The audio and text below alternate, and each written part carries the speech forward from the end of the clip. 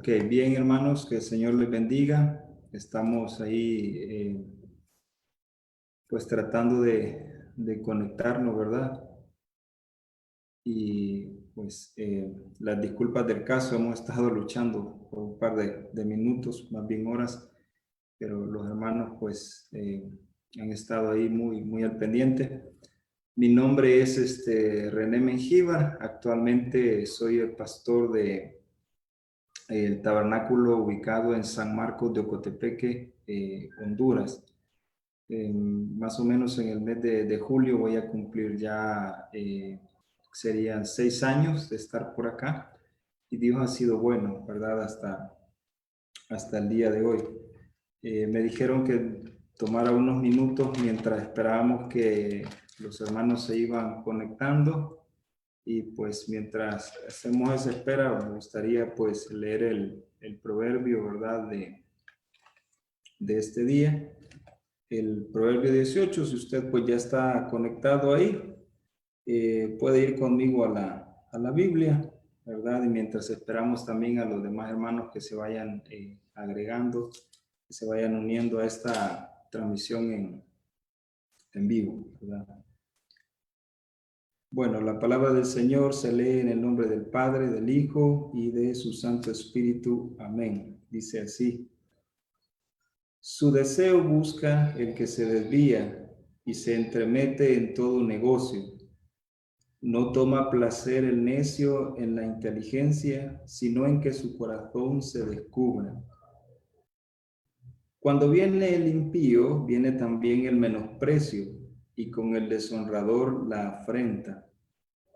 Aguas profundas son las palabras de la boca del hombre, y arroyo que rebosa, la fuente de la sabiduría. Tener respeto a la persona del impío para pervertir el derecho del justo no es bueno. Los labios del necio traen contienda, y su boca los azotes llama. La boca del necio es quebrantamiento para sí, y sus labios son lazos para su alma. Las palabras del chismoso son como bocados suaves, y penetran hasta las entrañas. También el que es negligente en su trabajo es hermano del hombre disipador. Torre fuerte es el nombre de Jehová, a él correrá el justo y será levantado.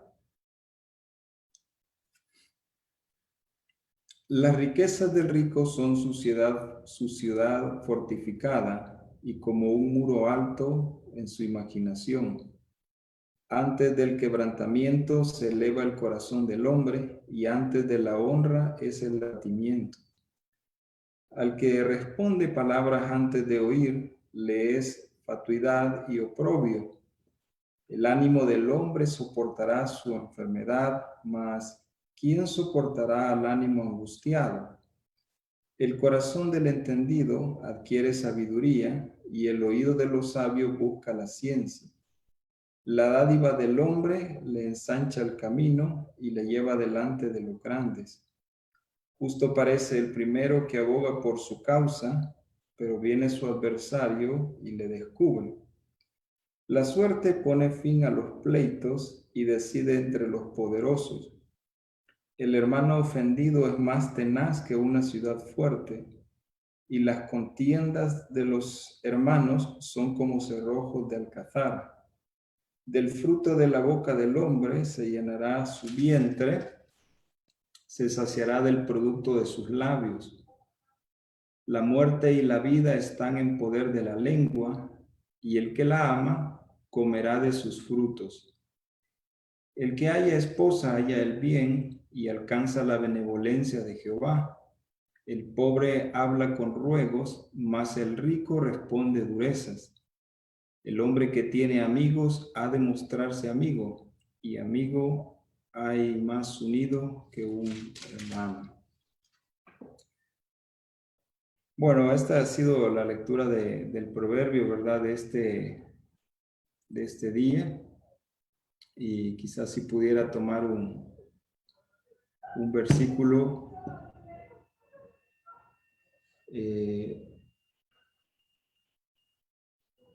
pues acá, ¿verdad? Para reflexionar, podría decir el verso 10: Torre fuerte es el nombre de Jehová, a él correrá el justo y será levantado. Es muy interesante en este tiempo de crisis, ¿verdad? Eh, lo que se está viviendo. Y quiero comentarles esto. Hace unos días me puse a ver una serie que se llama Juego de Tronos. Al principio no estaba muy interesado, pero luego cuando leí un poco, ¿verdad?, de la temática, siempre me ha gustado mucho las series que llevan la parte de la época medieval, para enriquecerme en la parte cultural, histórica, también la vestimenta y muchas cosas de las que los seres humanos usaron, ¿verdad?, en esa época. Y eso es enriquecedor en la manera, en lo personal, pues es muy enriquecedor. Entonces que me puse a ver eso, y algo de lo que puedo traer a memoria en este momento es que eh,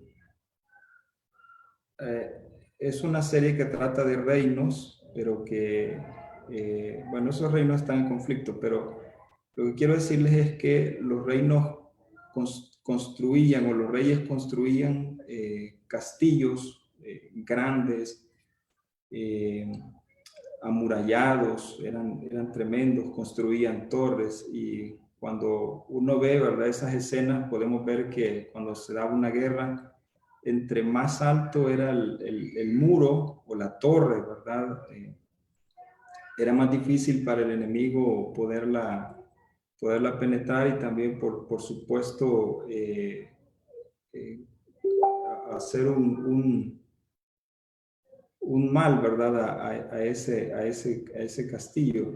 Entonces los reyes se ocupaban mucho de reforzar las torres, porque también era un lugar donde se posicionaban los arqueros y otros soldados para evitar que pudieran subir, ¿verdad?, los enemigos y derribar el reino.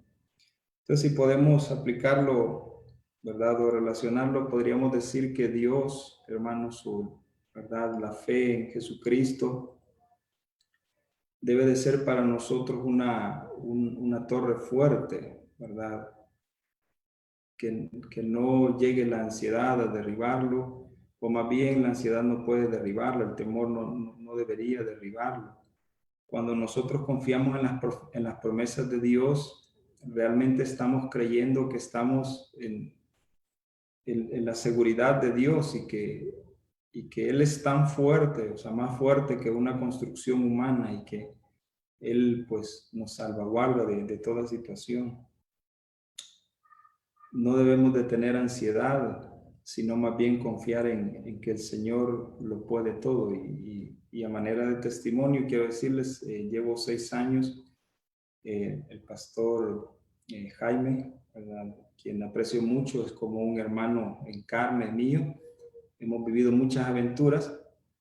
Él conoce también mucho de las cosas que yo he vivido acá, ¿verdad?, como misionero. Pero puedo decirles, hermanos, que desde el día 1 que yo vine acá como misionero hasta esta fecha, Dios ha guardado mi vida, Dios ha provisto en todas mis necesidades, y puedo decirles con seguridad que confiar en el Señor es lo mejor que podemos hacer. Deleitarnos en Él es lo mejor que podemos hacer como hijos de Él, y Él va a cumplir sus promesas, ¿verdad? La provisión. Agradezco cariño de muchas amistades, y todos ellos están, ¿verdad?, a veces llamándome desde El Salvador, y están siempre haciéndome esta pregunta. Recientemente recibí una de un tío, ese año no sabía de él, y siempre esta pregunta, ¿verdad? ¿Y cómo estás haciendo en este tiempo de crisis, de pandemia? Y bueno, no puedo decirles más que la gracia del Señor, ¿verdad? Y les he comentado que Dios ha sido fiel, ha provisto el alimento, ha provisto el dinero que se necesita para pagar el alquiler de la casa, la energía eléctrica, el servicio de teléfono y otras cosas. Puedo decirles con seguridad que Dios ha guardado mi vida, y si lo ha hecho conmigo, hermanos, ustedes que están oyéndome en esta noche, también lo está haciendo con ustedes. Solo necesitamos descansar en Él, ¿verdad? Descansar en sus promesas, y Él va a ser fiel, ¿verdad? Obrando su poder en nuestras vidas. Bueno, como les comenté al principio, pues ya llevo alrededor de 6 años acá de misionero en Honduras. Ha sido una experiencia maravillosa. Y esta noche, pues el pastor Jaime y su equipo de trabajo tuvieron a bien en invitarme a poder compartir, ¿verdad?, la enseñanza relacionada a la iglesia de Éfeso. Él tiene una serie ahorita donde van a estar hablando acerca de las iglesias del Apocalipsis. Entonces vamos a ir desarrollando la temática. La palabra de Dios es enriquecedora, es el alimento que nuestras almas necesitan, y no importa de quién venga, ¿verdad? Si es de la persona más elocuente o de la persona menos elocuente o menos conocida en el medio cristiano, Dios se ha encargado de darle vida a su palabra. Cada vez que usted abre la Biblia, realmente lo que está viendo es la palabra viva del Señor, una palabra que es capaz de alimentar nuestra alma. No hay otra manera de alimentar nuestras almas que no sea a través de la palabra. No es la televisión, no es el internet, es la palabra de Dios. Y en la medida que nosotros nos sumerjamos a estudiar la palabra en este tiempo, vamos a ser muy enriquecidos. Decía hace poco un predicador en internet, antes de esta situación, habían muchos hermanos en Cristo que tenían el buen deseo de estudiar la palabra, pero no podían porque muchos son mecánicos, eh, maestros, y están desarrollando diferentes actividades, y por ese trabajo, ¿verdad? Y por todas esas ocupaciones, no les era posible, pero dice, ahora Dios nos ha dado la oportunidad de tener ese tiempo para estar con la palabra de Dios, de poder sentarnos, hacer unos minutos y leer, ¿verdad? Leer, reflexionar sobre esas palabras, aferrarnos a esa palabra, hacerla nuestra, ¿verdad? Y en la manera que nos sea posible también ponerla en práctica. Eso es muy enriquecedor. Bueno, entonces vamos a dar inicio. Voy a buscar acá en Apocalipsis, en el capítulo 2, ¿verdad?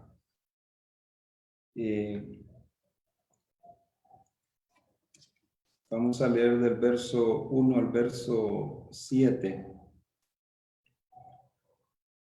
Esa es la parte que nos han pedido que podamos enseñar, ¿verdad? En esta noche. El Apocalipsis no es un libro al que nosotros debamos de tenerle temor como hijos de Dios, porque realmente lo que narra el Apocalipsis es el final de toda la maldad. Es donde Dios, ¿verdad?, de una manera especial va a terminar con el pecado sobre este mundo, ¿verdad? Y va a establecer su reino, y finalmente pues va a hacer un cielo nuevo y una tierra nueva de la cual nosotros vamos a ser participantes. Entonces no es un libro que nos debe de dar temor, sino más bien esperanza de saber de que Dios no nos ha dejado a la deriva, sino de que Dios se encargó de que nosotros supiéramos qué Él está haciendo en este momento y qué Él va a hacer hasta el final. No somos un pueblo que no sabe lo que Dios está haciendo, ¿verdad? Sino más bien sabemos que Él está obrando y su palabra nos testifica ese detalle. Bueno, voy a leer acá en Efesios capítulo 2, verso del 1 al verso 7, y dice así la santa palabra del Señor. Escribe al ángel de la iglesia en Éfeso, el que tiene las 7 estrellas en su diestra, el que anda en medio de los 7 candeleros de oro, dice esto: yo conozco tus obras y tu arduo trabajo y paciencia, y que no puedes soportar a los malos, y has probado a los que se dicen ser apóstoles y no lo son, y los has hallado mentirosos, y has sufrido y has tenido paciencia y has trabajado arduamente por amor de mi nombre y no has desmayado.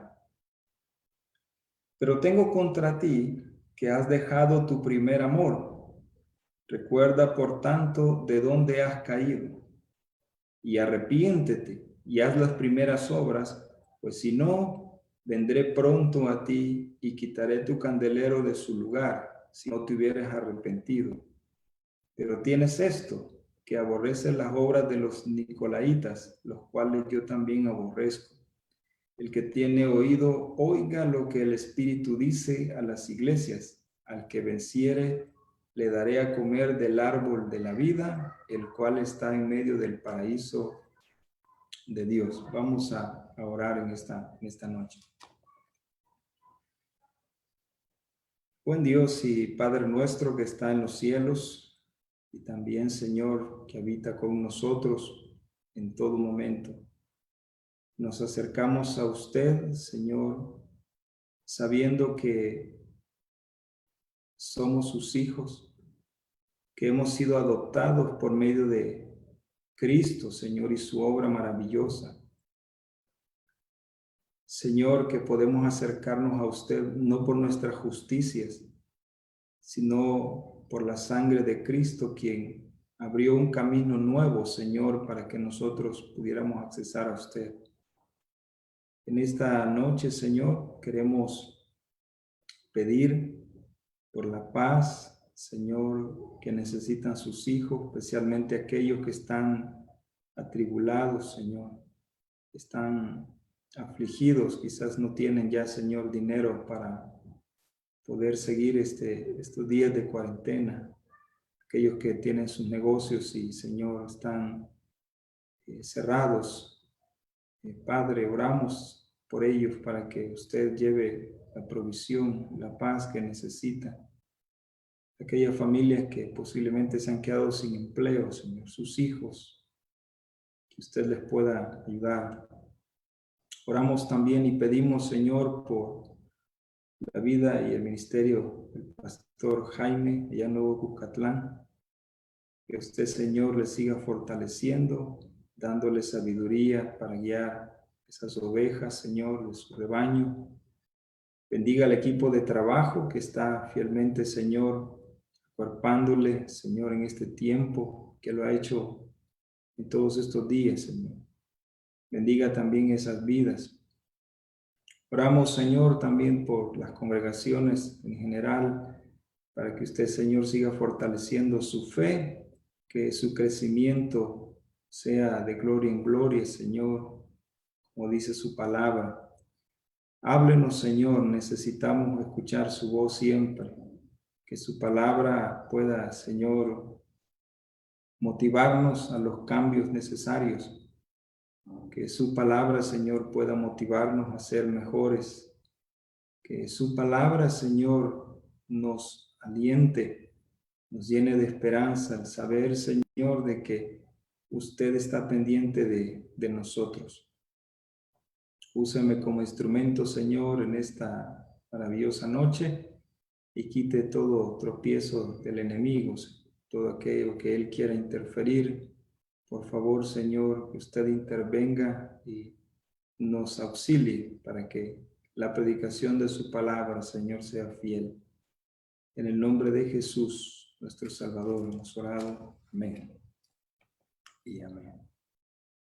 Bueno, voy a tratar de seguir una estructura acá o un bosquejo y eso vamos a aprender esta maravillosa noche. Primero voy a hablarles de esta estructura, ¿verdad? Vamos a encontrar primero que Dios hace un elogio sobre esta iglesia. Luego, pues, hay un llamado, ¿verdad?, de atención. Y luego, después de ese llamado de atención, Dios le muestra a esta iglesia que pueden haber consecuencias de no atender ese llamado que Dios hace, o más bien Cristo hace a su iglesia. Y que por otro lado, si esta iglesia se mantiene fiel, va a haber una recompensa, ¿verdad? Lo que dice el Señor acá. Entonces, eso vamos a estar analizando esta maravillosa noche. Primero, hermanos, vamos a hablar o vamos a poner en contexto. Este rollo fue escrito por el apóstol Juan. Este hombre estuvo preso en una isla que se llamó Patmos. Bueno, hasta el día de hoy se llama Patmos. Es un lugar turístico hasta el día de hoy. Es muy bello. Y este hombre, este apóstol, estuvo detenido, ¿verdad? O preso en esa isla. Allí se había hecho una cárcel. El emperador Domiciano, que estaba en ese momento gobernando el mundo, tenía una cárcel ahí tipo Alcatraz, ¿verdad? Unos años después en Estados Unidos. Y había llevado a Juan ahí por causa de la palabra. No se nos dan más indicaciones, solamente que posiblemente por la persecución que ya había sobre los cristianos de parte de los romanos, pues Juan, al ser un líder de aquella iglesia, pues había sido llevado a este lugar. Y mientras estaba en ese lugar, él hacía sus oraciones y en una de esas tuvo una revelación. El Señor Jesucristo mismo se le reveló a él, se le mostró en gloria cómo Él es, ¿verdad? En majestad.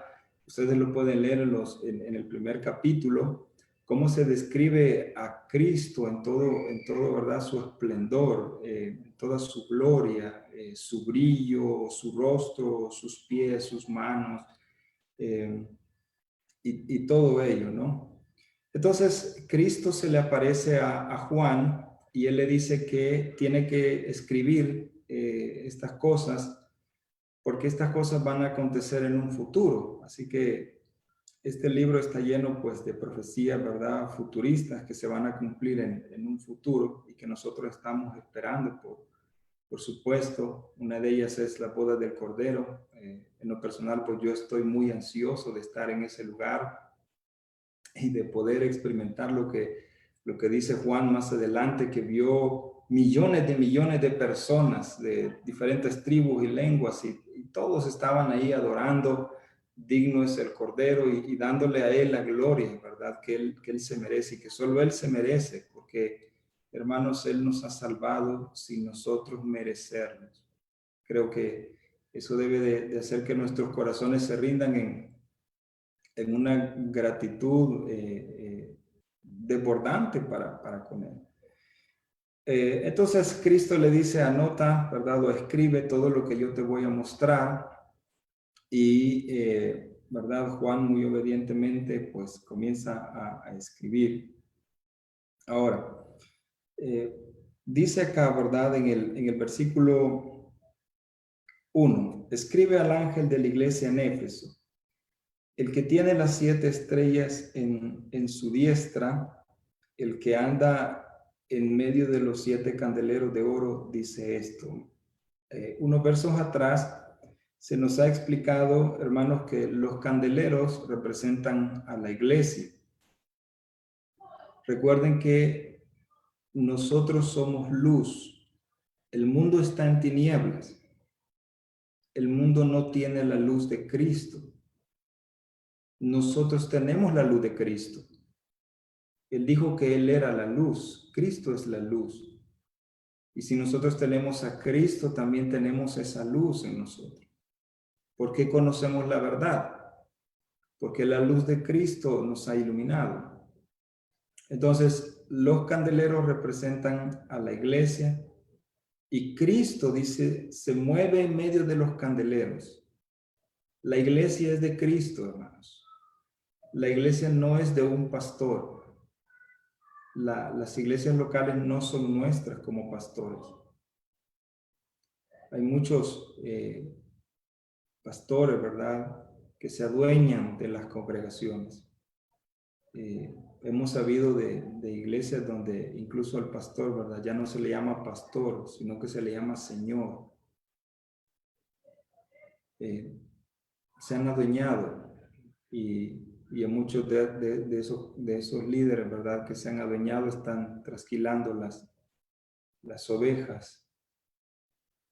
Ningún pastor debe de agenciarse, ¿verdad?, más de lo que Cristo nos ha permitido ser. Nosotros simplemente estamos puestos para cuidar la grey que Él ganó con su sangre. Y un día nosotros como pastores, dice la Biblia, vamos a dar cuenta por ello.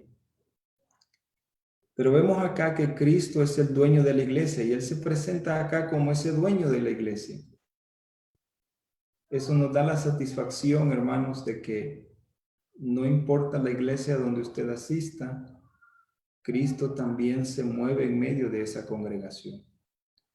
No estamos hablando, ¿verdad?, de experiencias salidas del contexto bíblico, como lo quieren hacer creer movimientos espiritistas, donde están confundiendo el mover real del Espíritu Santo con cosas, yo me atrevo a decir, intromisión de demonios, de prácticas que se veían en culturas alejadas de Dios, como en los indígenas, ¿verdad?, que entraban en trances y otras cosas, y que hoy se están viendo en la iglesia y que no tienen nada que ver con el Espíritu Santo. Sin embargo, estamos viendo todas esas cosas.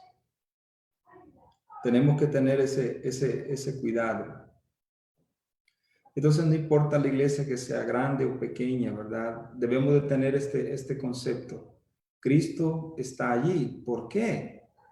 Porque la iglesia local es de Él. No es del pastor, no es del hermano líder, del diácono. Es de Cristo. Y cuando yo voy a la iglesia, si yo llevo este pensar, yo llevo este sentir, yo voy a estar en una reunión con Cristo. Mi estadía en la congregación local va a cambiar rotundamente.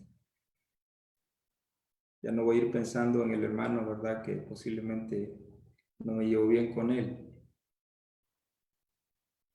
O, ¿verdad?, otras cosas. Sino más bien voy a estar con esta paz y este gozo. Voy a adorar a Cristo porque Él está ahí. Entonces, lo que está intentando decirnos Juan acá, hermanos, es que el mensaje que Él va a escribir para las iglesias no era propio de Juan. Era del dueño de la iglesia. Por eso este mensaje es muy importante, hermanos, porque es un mensaje que viene directamente de Cristo para su iglesia, viene directamente a su iglesia. Entonces él dice, ¿verdad?, el que tiene las 7 estrellas en su diestra, que anda en medio de los 7 candeleros de oro, dice esto. El dueño de la iglesia dice esto, ¿verdad?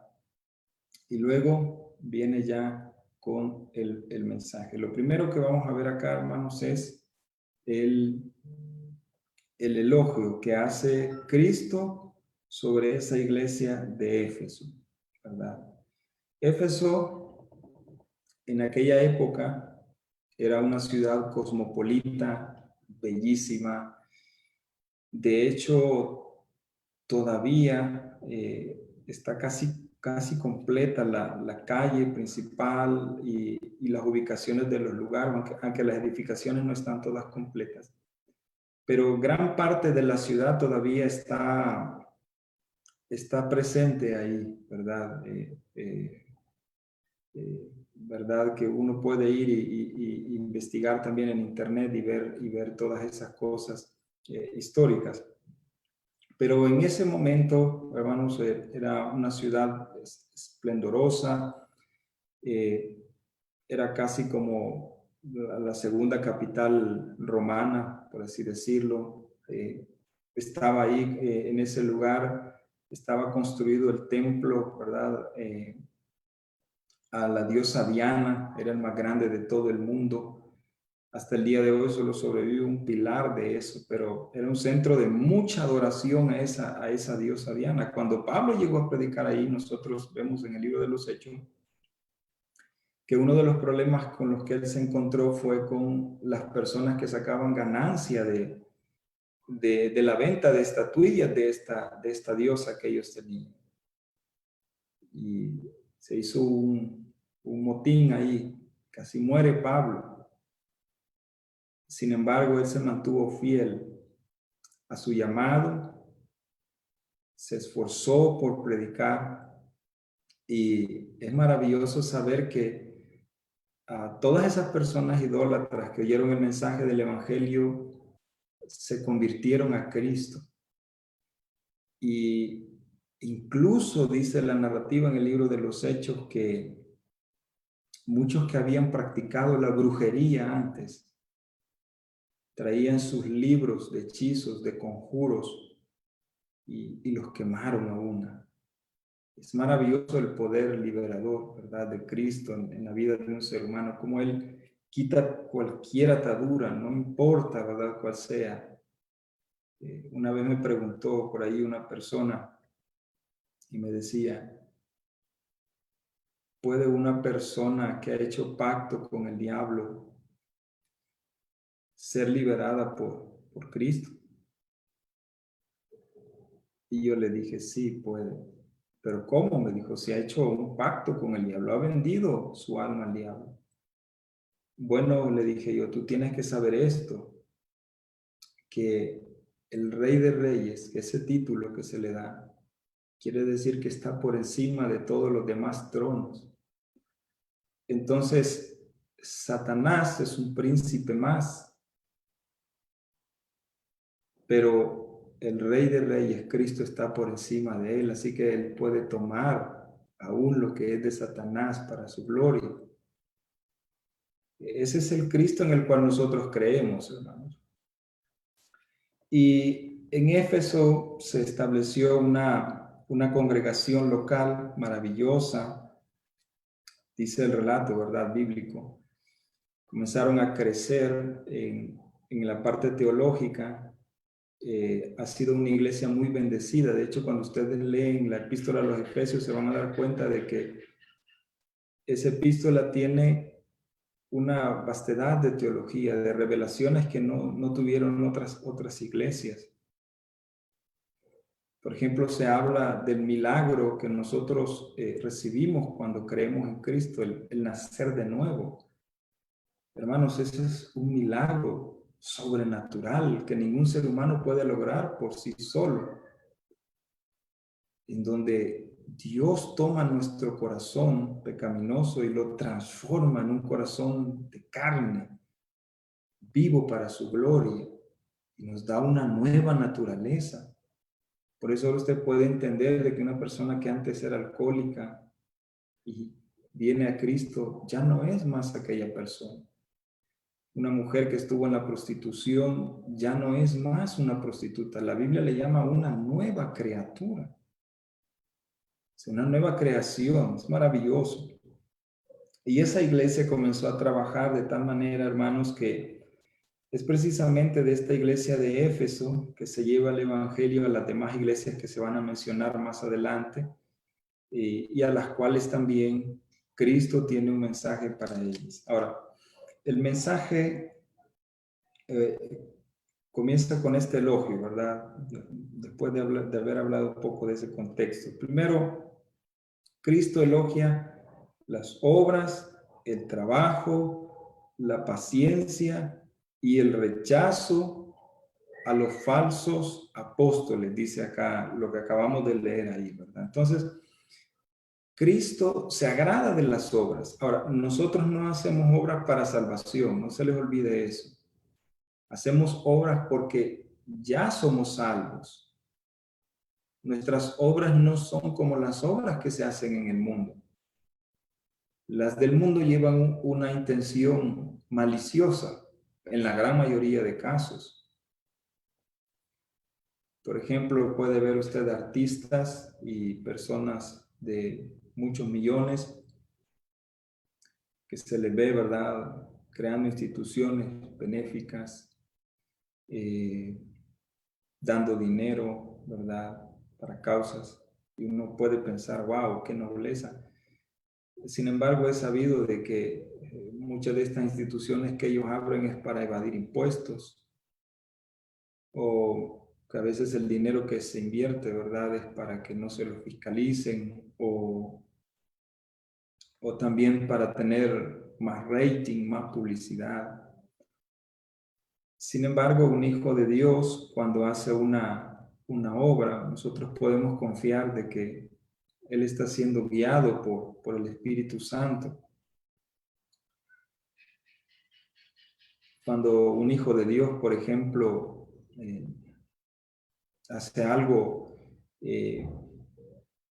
como por ejemplo, podría comentarles, hace años yo conocí a una señora, ella por supuesto ya está en la presencia del Señor, y todos los domingos ella vivía que 5 o 6 casas donde había una cantina, y todos los domingos ella hacía sopa de res, todos los domingos. Y un día me dio la curiosidad, ¿verdad?, de preguntarle, hermana, ¿por qué usted todos los domingos toma sopa? Y me dice, pastor, me dice que tengo un montón de hijos, me dice, que vienen los domingos. ¿En serio, hermana? ¿Y cuántos hijos son? Pues mire, a veces varía el número, pero entre 12, 15. ¡Wow! ¿Y cómo es ello? Y al ver que yo no entendía, ella me dice, no, hermano, son los bolitos que están ahí que pasan ahí, me dice, hasta el fin de semana, y luego vienen acá, me dice, yo les doy de comer. Pero no solo hago eso, pastor, sino que, bueno, yo no era pastor en esa época, sino que era un servidor nada más, y me dice, no solamente hago eso, sino que cuando ellos vienen acá, pues yo trato de evangelizarlo. Hasta donde sé, hermanos, pues sé que algunos de las personas a las que ella evangelizó, pues entregaron sus vidas a los pies de Cristo. Otros, por supuesto, murieron en el vicio, ¿verdad? Pero puedo decirles que esa mujer hacía una obra genuina. Entonces Dios se agrada de esas obras. Y Cristo mismo elogia a su iglesia para que tengamos esa actitud hacia hacer obras al prójimo, hacia nuestro hermano. Habla también del elogio al trabajo, ¿verdad? Tu arduo trabajo, dice acá. He sabido, hermanos, que la iglesia de Éfeso fue una de las iglesias que mayor evangelismo realizó. Mientras, ¿verdad?, estuvo fuerte, ellos realizaron mucho evangelismo. Vemos la evidencia en las otras iglesias que se fundaron, porque Pablo precisamente solo llegó hasta Éfeso. De Éfeso pues retorna a Jerusalén, y ya ustedes saben, de Jerusalén pues él es apresado, y estando preso pues él apela a César y luego llevado a Roma, y ahí termina su vida ministerial estando en Roma. Entonces, trabajo al que se refiere acá es a la labor evangelística que debe de tener una iglesia. Entonces, si podemos ir extrayendo cosas para nosotros, ¿verdad? Nuestra iglesia, nuestra época, es que debe de ser una iglesia evangelizadora. La mejor manera de hacer evangelismo, hermanos, es, en primer lugar, con nuestro testimonio, y luego con las personas que están cerca de nosotros, ¿verdad? Nuestra familia, con ellos debemos de comenzar. Donde trabajamos, nuestros amigos, nuestros compañeros de trabajo, Allí es un buen momento para hablar de Jesús, ¿verdad? Eso es algo que Cristo anhela ver en nosotros. También los elogia por la paciencia. El Hijo de Dios debe de ser paciente, hermanos. Esto es algo que a muchos les cuesta por su temperamento, ¿verdad? Pero somos llamados a ser pacientes, porque en la paciencia demostramos que confiamos en un Dios que está por encima de todo y que Él cuida de su grey como lo ha prometido. No se les olvide que nosotros somos ovejas de ese buen pastor. Y el buen pastor mencionado en la Biblia es aquel que llevaba a las ovejas por muchos caminos largos hasta llevarlos a buenos pastos. Era un pastor que cuidaba de las ovejas, evitando que moscarrones, ¿verdad?, pusieran sus huevos en ellos, cuidándolos de lobos rapaces, de leones, de osos, de tantas cosas. Ahora, si usamos esa comparación, ¿verdad?, con Cristo, podemos decir que Cristo también cuida de nosotros. Entonces, ¿para qué desesperarnos? Debemos de ser pacientes, dice acá. Y también, hermanos, la iglesia debe tener un rechazo rotundo hacia los falsos. En este caso se mencionan los falsos apóstoles. Podemos decir hoy en día también los falsos apóstoles. Hay muchos hombres que se autonombran apóstoles y no tienen un argumento bíblico, ¿verdad?, para decir que ellos han sido llamados al apostolado. Podríamos decir que la iglesia, hermanos, debe de estar constante también evitando las falsas enseñanzas, porque una falsa enseñanza puede llevar a la perdición a una congregación, puede destruirla fatalmente. Entonces debemos de tener cuidado. Entonces, ese es el primer detalle. Cristo elogia a su iglesia. Todo lo que usted haga, hermanos, todo lo que usted hace por el Señor, mover una silla, tomar una escoba en la iglesia, cantar, dar la enseñanza en la escuela bíblica o desde el púlpito, cada cosa que nosotros hacemos, Cristo la está observando. Pero no solo la está observando, Él también está siendo agradado por esas cosas que nosotros hacemos. Entonces, cuando usted vaya a servir al templo, cuando usted vaya a servir a su prójimo, hágalo confiando en esto, que su Señor lo está viendo y que Él espera que usted dé lo mejor. Quizás nuestros líderes no nos elogien o no nos agradezcan lo que nosotros hacemos, pero tenga en cuenta esto, el Señor al que usted sirve y al que yo sirvo, ese no le va a dejar sin recompensa. Haga siempre las cosas como para el Señor, dice la Biblia, ¿verdad? Ahora bien, luego pues nosotros encontramos acá lo que podríamos decir en segundo lugar, el llamado de atención sobre esta iglesia. ¿Cuál es el llamado de atención que hace Cristo sobre esta iglesia? Dice en el verso 4, pero tengo contra ti que has dejado tu primer amor. Dice acá la escritura. Recuerda, por tanto, de dónde has caído y arrepiéntete y haz las primeras obras, pues si no, vendré pronto a ti y quitaré tu candelero de su lugar si no te hubieres arrepentido. Entonces, hay un llamado de atención sobre esta iglesia que estaba ubicada en Éfeso, y es que Cristo había notado de que esa iglesia se había vuelto superficial, que su accionar ya en ese momento no era de corazón. Ya no estaban sirviendo de corazón a Cristo. Habían dejado su primer amor. Entonces, Cristo les dice, les agradezco lo que están haciendo, pero quiero decirles esto. Yo quiero que ustedes se vuelvan a enamorar de mí como cuando nos conocimos por primera vez. No sé si ustedes recuerdan, hermano, cuando usted vino a Cristo y cómo usted fue llenado de ese gozo especial, el gozo de la salvación. Y ahora reflexione cómo está ese nivel de gozo en su corazón.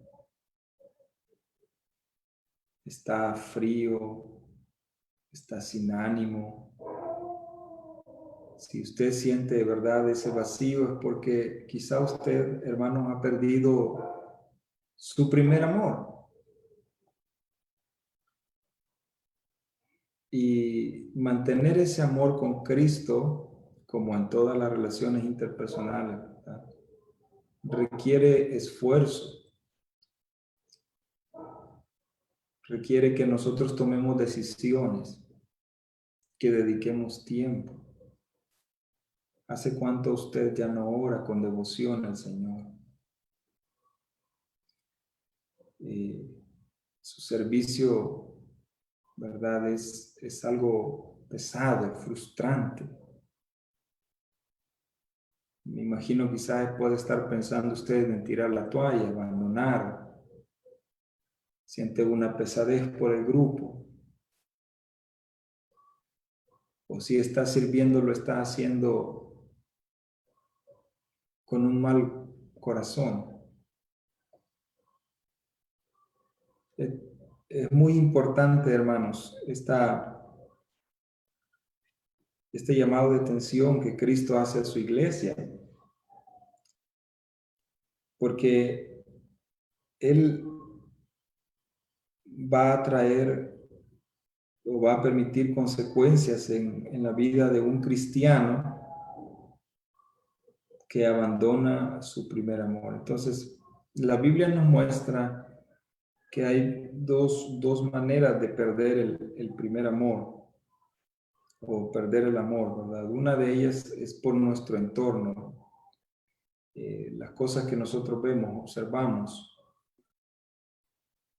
Dice la Escritura, y por haberse multiplicado la maldad, ¿verdad?, el amor de muchos se enfriará.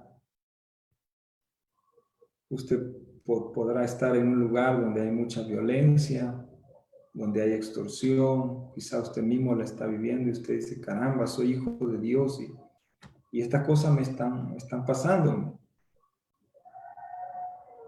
¿verdad? Una vez hablé con un señor en una iglesia allá en El Salvador.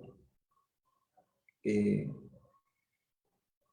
se había retirado prácticamente de la iglesia. Yo comencé en esa iglesia, en ese tabernáculo, congregándome allí, ¿verdad? Y bueno, por cuestiones del Señor, ¿verdad? Yo fui movido, comencé a servir en otra misión, después estuve también en la iglesia central, pero la amistad con los hermanos siempre se ha mantenido, ¿verdad? Y el punto es que un día pregunté por él y me dice, no, ya hace días que no viene y, y bueno, entonces me tomé la tarea de ir y buscarlo y poder hablar con él y él no entendía por qué el Señor había permitido una situación muy difícil en su vida,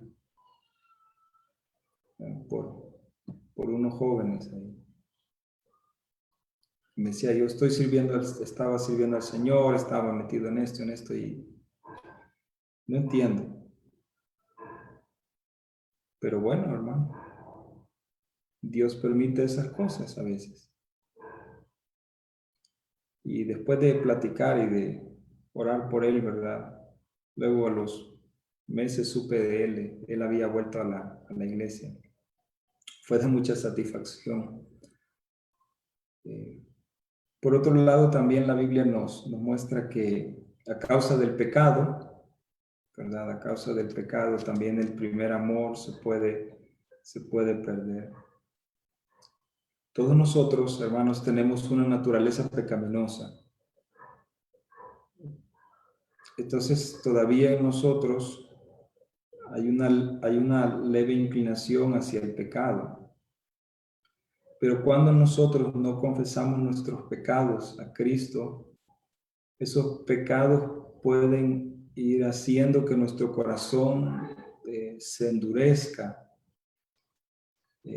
La carta a los Hebreos así lo dice, que si nosotros descuidamos un pecadillo de esos, puede ir haciendo que nuestro corazón, vamos a decirlo así, se vaya llenando como de escamas y vaya perdiendo su sensibilidad hacia el Señor.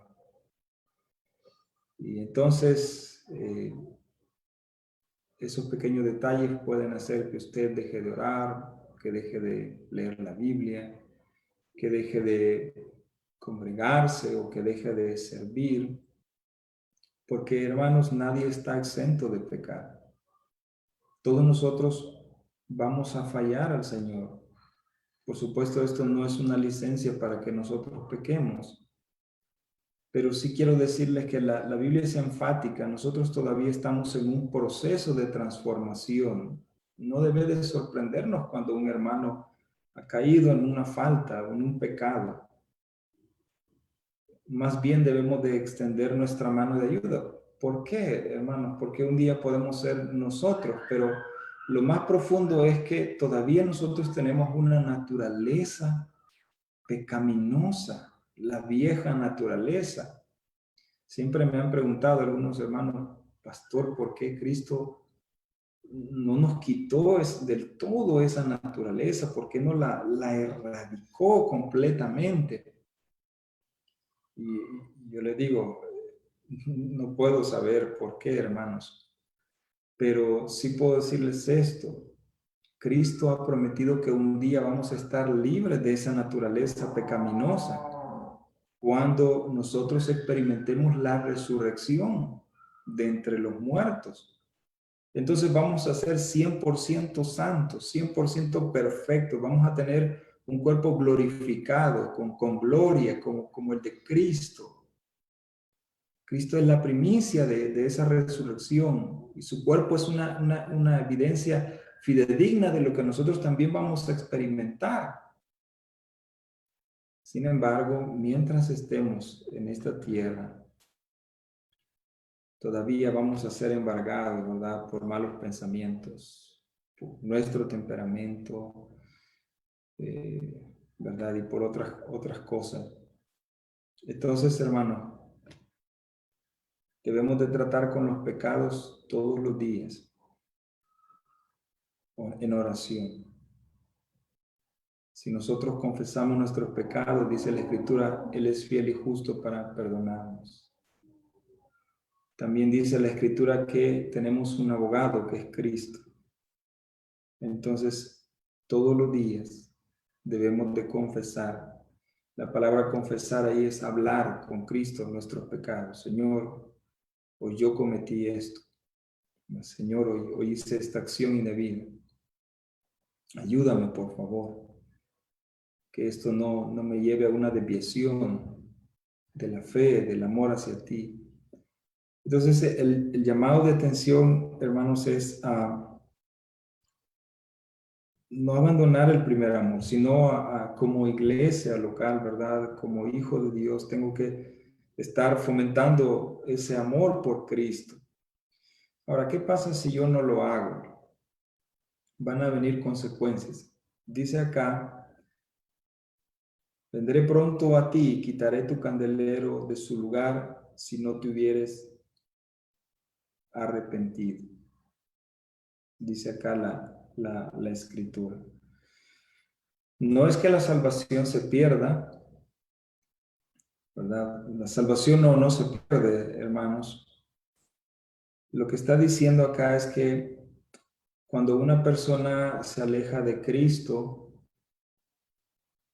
va a sufrir consecuencias. Cristo causa una una comparación, ¿verdad? El candelero, sabemos nosotros que en esa época era el instrumento que se utilizaba en las casas para tener luz en las noches. De hecho, es sabido que en la cultura judía, en muchos hogares, era costumbre, no sé si hasta el día de hoy lo mantienen, de dormir con luz encendida, no oscuridad en sus casas.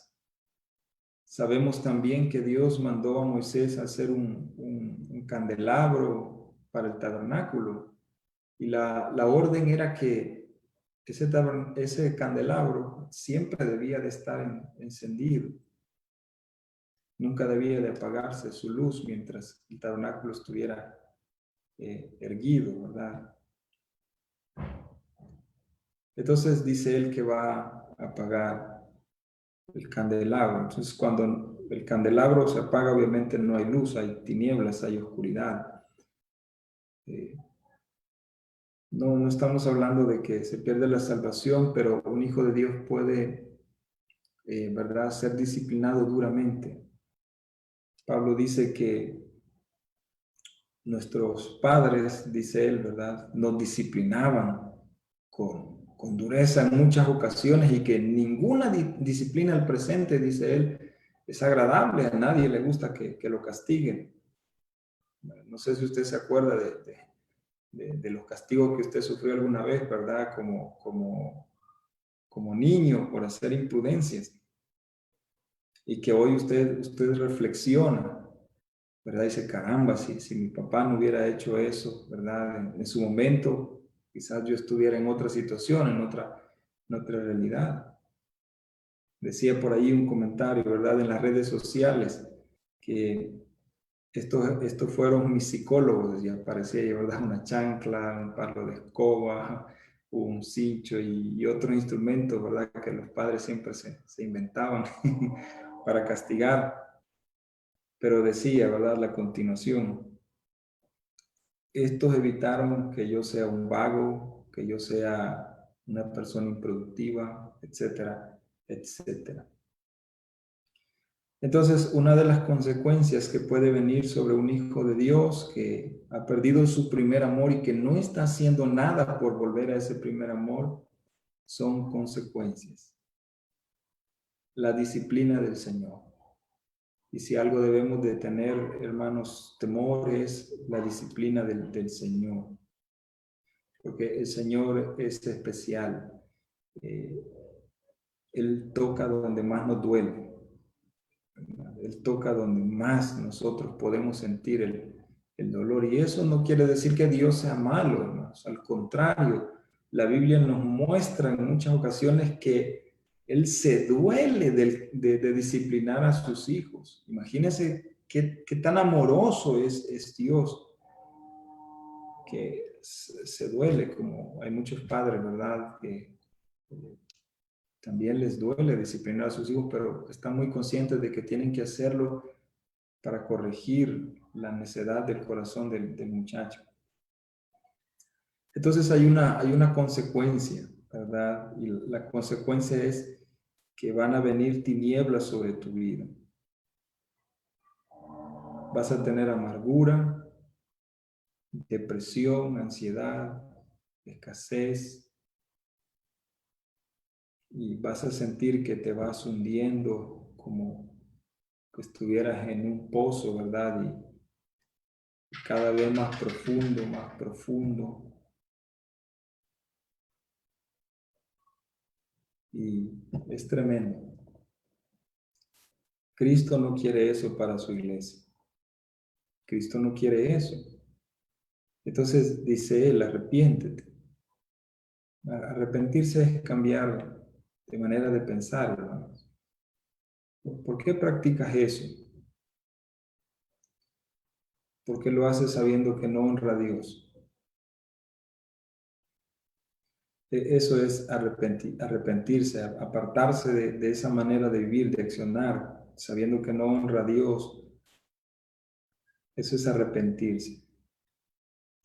Y finalmente, hermanos, después de la verdad, el llamado de atención, luego vemos la consecuencia, Pero también vemos, hermanos, y esto se va a ver mucho en el mensaje a las demás iglesias, es que Cristo ha prometido una recompensa para su iglesia, para todos aquellos que nos mantenemos fiel a Él, para todos los que hemos sido llamados, ¿verdad? Por su gracia y que estamos llenos de su Santo Espíritu.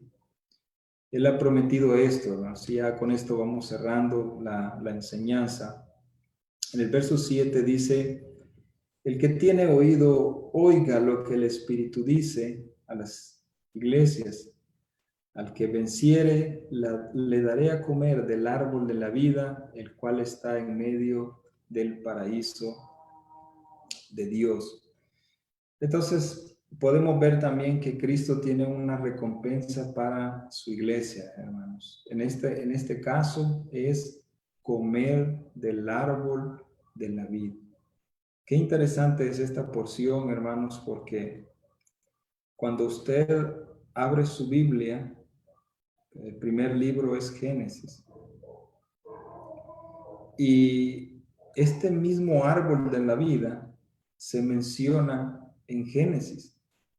Dios habla de que Él crea un huerto y en el centro de ese huerto estaba el árbol de la vida y que Adán y Eva tenían acceso pleno a ese árbol.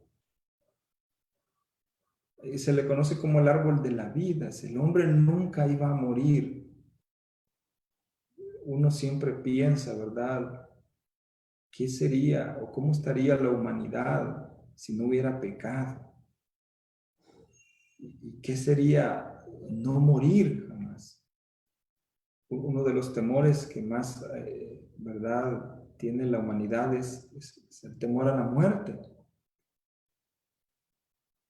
porque ellos no saben qué hay después de la muerte. Por eso no hay esperanza en ellos. Entonces, pero fíjense el relato en Génesis. Dios le quita ese bien al hombre a causa del pecado. Dice el relato que Dios pensó sabiamente y dice, saquemos al hombre del huerto. No dejemos que coma más de ese árbol. Ahora imagínense por un momento si fuéramos, ¿verdad?, eternos y con pecado. Podemos imaginar si Hitler estuviera vivo todavía y todos aquellos hombres que han causado grandes males a la humanidad. ¿Se imaginan qué pesado sería para nuestra sociedad? Pero al quitarle al hombre el árbol de la vida, también Dios estaba haciendo misericordia. Ahora nosotros sabemos, hermanos, que la muerte es una transición para nosotros, que vamos a pasar de un estado corrupto a uno incorruptible. Esa es nuestra esperanza. Entonces Dios le quita al hombre la facultad de comer de ese árbol de la vida. Y qué curioso es, hermanos, que en el cierre o al final de la Biblia, en el último libro, se vuelve a mencionar este árbol, pero ahora de una manera diferente. Dios dice, yo te voy a dar el privilegio de comer de ese árbol. Esa es la recompensa nuestra, hermanos. La vida eterna. Comer de ese árbol. Maravilloso, hermanos. Esa es la recompensa. Entonces, hemos podido ver de manera rápida, ¿verdad?, en estos versos, hermano, que Dios o Cristo mismo, ¿verdad?, elogia a su iglesia por el accionar que ésta tiene. Hemos visto que Él hace un llamado de atención porque Él quiere que la iglesia esté bien para con Él, ¿verdad? Y si la iglesia está bien para con Él, obviamente va a ser una luz que va a iluminar el lugar donde está plantada y almas se van a salvar, van a ser convertidas. La iglesia va a crecer de manera espectacular. Y si nosotros no atendemos a los llamados de atención de Cristo, el Rey de la Iglesia, pues vamos a tener consecuencias.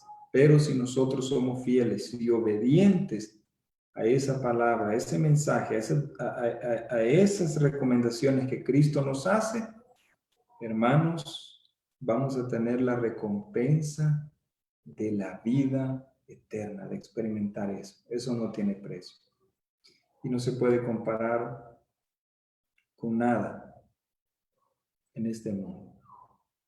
No hay nada de tanto valor como la vida eterna. Eso es maravilloso, hermanos. Entonces, esto ha sido mi intervención, ¿verdad? Por supuesto, le invito a que usted también haga su investigación, que lea la palabra y pida que el Señor ilumine y esclarezca siempre su palabra en usted. Y atendamos, hermanos. Si usted ha caído, ¿verdad? Vuelva al Señor. Él no lo va a desechar jamás. Si usted ha sido comprado con la sangre de Cristo, usted tiene un valor para Él. Posiblemente, ¿verdad? La congregación a la que usted estuvo asistiendo le ha marginado, le ha aislado, pero Cristo jamás lo hará, porque Él entiende nuestra condición. Él entiende que estamos en un proceso. Rinda su vida a Cristo, vuelva a la oración, vuelva a leer la palabra con esa devoción, retome la lectura, póngase como meta leer la Biblia en un año. ¿Es posible? Sí, es posible. Yo puedo testificarle de eso, ¿verdad? Congréguese fielmente. No descuide. El congregarse es muy, pero muy importante. Es un mandamiento, de hecho. Es un mandamiento y como mandamiento debemos de obedecerlo. Involúcrese en un ministerio, sírvale al Señor. No deje de servir apasionadamente. Hágalo de corazón, sabiendo que usted está honrando a Cristo, aquel que le amó, sabiendo lo que usted era. Y aún así estuvo dispuesto a perdonarle, a darle vestiduras blancas, a darle un nuevo nombre y hacerlo parte de la herencia eterna. Ese es el llamado de Cristo, volver a ese primer amor y mantenernos ahí, ¿verdad? Creciendo, creciendo, creciendo, hasta que estemos en la presencia del Señor, donde vamos a tener esa plenitud maravillosa. Bueno, hasta acá, hermanos, vamos a orar y vamos a pedir al Señor que nos ayude.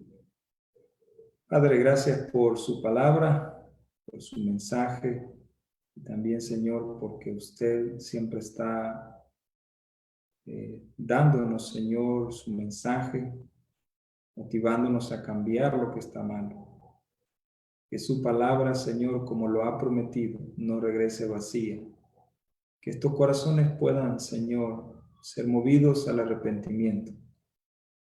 En el nombre de Jesús, una vez más, rogamos que usted bendiga al pastor Jaime, su ministerio, sus proyectos, el equipo de trabajo que él tiene, Señor, los pastores asociados que están con él, que usted los pueda bendecir, Señor. Llénelos de paz, de gozo y de esa bendición abundante que solo usted puede dar. Ayúdenos, Señor, en medio de esta crisis. Oramos por esas almas también, Señor, que han de venir a sus pies a través de esta situación, Señor. Que nosotros seamos ese instrumento, ese canal para llevar palabras de esperanza, palabras de vida eterna. En Cristo Jesús, nuestro Salvador, hemos orado. Amén y amén.